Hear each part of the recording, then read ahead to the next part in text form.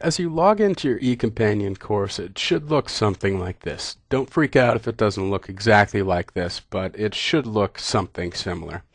We'll see on the left side here we have our course home, and then we have an area for syllabus and due dates, turn it in, and a couple of various things. Those come sort of templated into your course, and most of those you really don't have to worry about, except if you want to post a syllabus online. The first thing we're going to talk about today is how to add a unit to your course. And the reason we're going to add a unit is we need a place to put all the assignments for your course on your eCompanion shell, which is going to be the beginning of setting up our gradebook. That's the first thing we need to do. So let's talk a bit about this navigation tree on the left side to show you how to get started.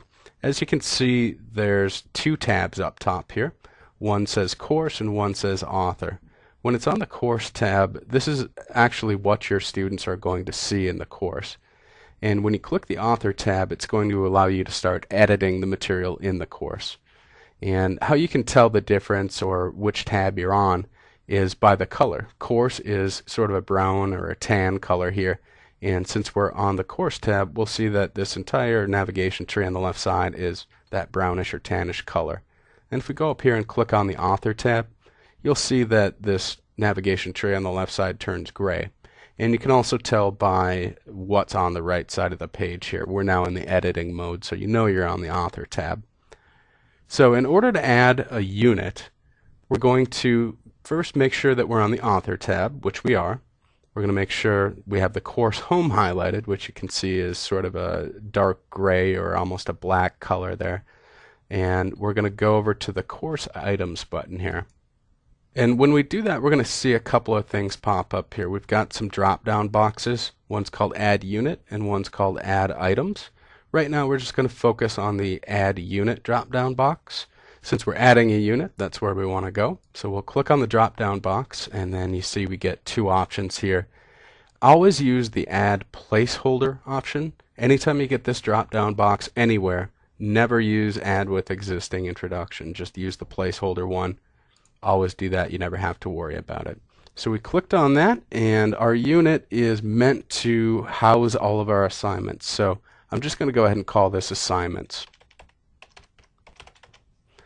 And then as we follow down here, we see there's a button you can use. If you check this, it'll use the title and navigation menu. And what that means is when we get done setting up our unit here and it shows up on the left side, if that button is checked, it'll be labeled whatever you put in this box here, in this case, assignments.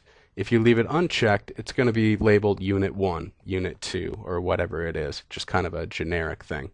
So we're going to check this box right here. And then we'll do one more thing here. I just want to show you the different types of things that you can add to your eCompanion course. You'll see it defaults to text multimedia, which is what you're going to use for the vast majority of your page creations in eCompanion. But I'll click on the drop-down box just to show you what else is here. And you'll see text multimedia there. That's the default. The web content upload, you want to use that if you're uploading a video or a piece of audio or something like that. And then down below you'll see a Microsoft Office document. So that's specifically for PowerPoints, Word documents, Excel documents, and things like that. So it knows how to properly format it when students look at it in the course here. And then you'll see text multimedia again, just never use that one. You always want to use the one that's listed as Content Manager. We're just going to go back to the text multimedia default. We'll follow this to the right and click the Add Unit button. And now look at the left side of the page and you'll see that assignment shows up right here. So that's our unit. Now we can start adding content items within that unit, which will be the individual assignments. And we'll do that on our next video.